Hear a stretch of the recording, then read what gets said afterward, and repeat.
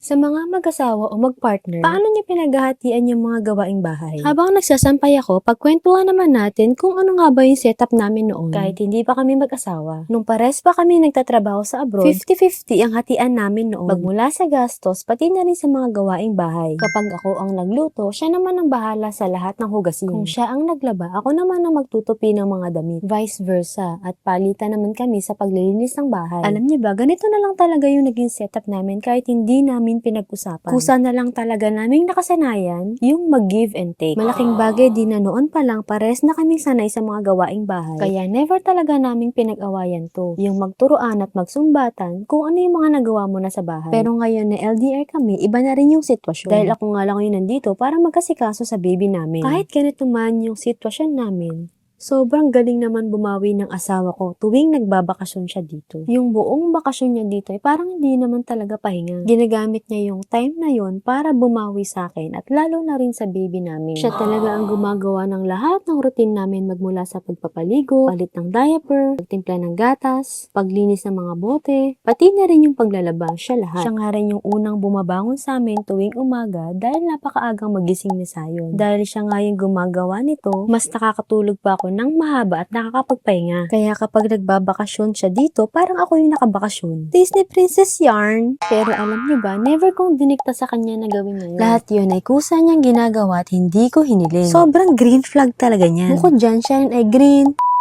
Fill in the blanks. Comment down below. Kaya mga girls, deserve yung itrato ng tama. At kung hindi ganyan ang partner nyo, deserve niyang maputulan. Putulin nyo na yung mahaba niyong relasyon.